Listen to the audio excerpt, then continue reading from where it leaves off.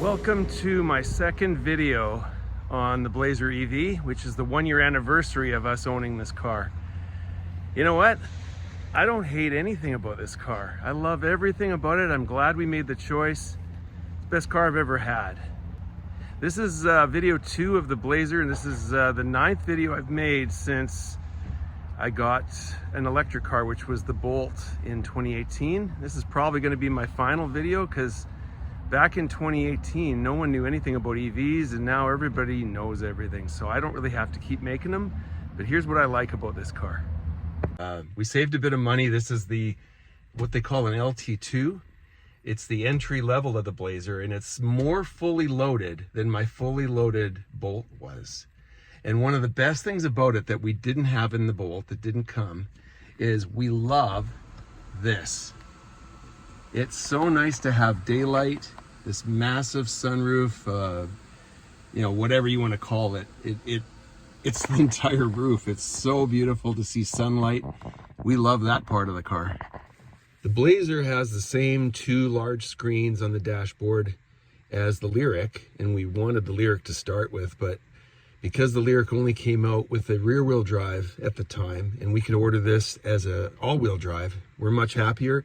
And we saved about $8,000. One thing we did notice is that they came out with a gas-powered Blazer just after this, and doing the math on it, it's around $10,000 cheaper to get the gas model than it was the EV.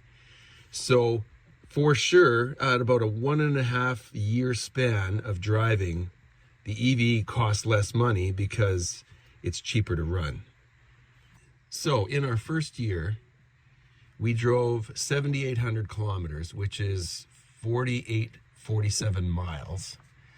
And we saved, if you figure out at about 15 cents a kilometer, we saved around $1,170 Canadian.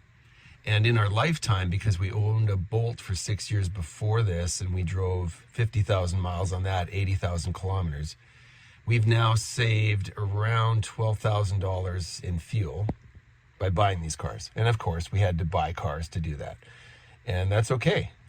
I really just like passing gas stations all year long. It's a really good feeling. So in electricity use, there was a friend of mine that about 6 years ago said, hey, you know, they're going to raise the electricity prices and you just wait. Well, they did. Our first 3 years of driving, if you look back to my Bolt videos, our first 3 years were free. All of the power stations everywhere were free. And then they started charging there. So I just started charging at home. And because my electricity costs haven't really gone up much, it used to cost me 2 cents per kilometer to drive if I plug in at home. And now it's 2.02 or something. It's gone up slightly. So the cool thing is, about 1.5 years ago, we found free charging near us. So we don't use it all the time, but we use it about half the time. So in basically this whole first year of this car, of the Blazer, we would have spent about $156 Canadian on the electricity to run it for a year. But we only really spent about half of that because we kept going to the free place. So we spent about $78 for the year for electricity compared to what gas would be. So you can see the difference in size to what we had. I'm going to compare the Bolt versus the Blazer. First of all, the Blazer has larger wheels. The ride is much smoother. It's really nice to go over speed bumps or even potholes or whatever. You can't feel a thing. On the highway, it feels way safer to have such a larger car. So there's so many pros. Like I said, the Bolt fully loaded has less features than this non-fully loaded Blazer. So, I mean, we're really just happy with all the features we have, all the safety features. About the same range as the Bolt. I think GM's kind of using the same system that they've been using for years, what they figured out with the Bolt. So if we went to 100%, we would get around 500 kilometers. And if we charge to 80, which is what's recommended, that's all we do unless we go on a big trip, we get around 400 kilometers. And yeah, for big trips, you'd probably fill it up. But in general, they're trying to tell you not to go higher than 80 and not to go less than 30%. I think that's the range that's best for the battery life.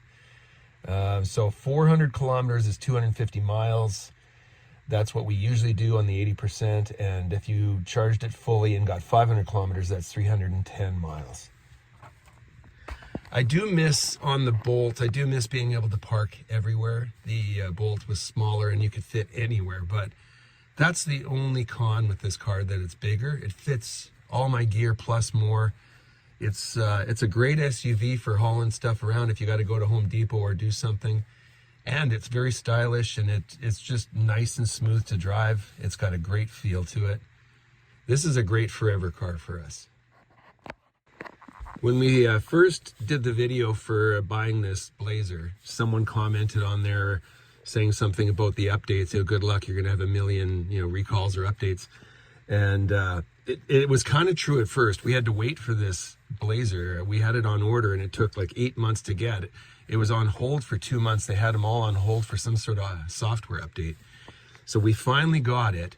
But the cool thing is, we haven't had a recall. We haven't had an update that has bugged me, because it does its own updates at night. I get in the morning, it's happened 3 times now. I look and it says your update is complete on the screen. So somehow it's just updating itself, and I have no idea what it updated. But it's so cool that I don't have to bring it anywhere for these updates. The Bolt, I had to bring that in. It would take, 8 hours before they'd give it back to me from some software update. This car has been updating itself, and so far so good. The EV Equinox came out after this, and I think it looks cool. I mean, if you compare it, it's just a bit smaller. It has some cool door handles and that. I think it's about the same range and everything. It's just a bit smaller than this car. And I really still like the Blazer. It's bigger and it fits a lot of stuff if I need to take gear anywhere. But the Equinox looks great and everything. I mean, it's just a bit tinier than this, and there's about, 5 or 10 of those I've seen on the road. I've seen the VW Buzz out there a bit, like this one coming at me. They're pretty cool. I mean, I don't need a second EV, but those are really cool looking. For sure, I'm not a Tesla guy. I've never been a Tesla guy. And I know people comment on my videos saying you should have bought a Tesla. Well, especially nowadays, I'm glad I didn't buy a Tesla. If I drive around right now, I've seen probably in the year 3 or 4 Blazers out there. They're not as common. And I'm just not one of those guys that wants to drive the same car as everybody else. Plus, the Blazer's more of an SUV. I can pack gear in it and put the seats down and everything. The Teslas aren't that. But I do get the Teslas have some great things, like the cameras all around. If something happens to you or an accident or whatever, they got all those surround cameras. But really, for me, I'm just not a Tesla guy. No harm done. Everybody to each his own. If you're a person that doesn't like EVs, don't get one. Again, thanks for watching the video, and be safe, everyone.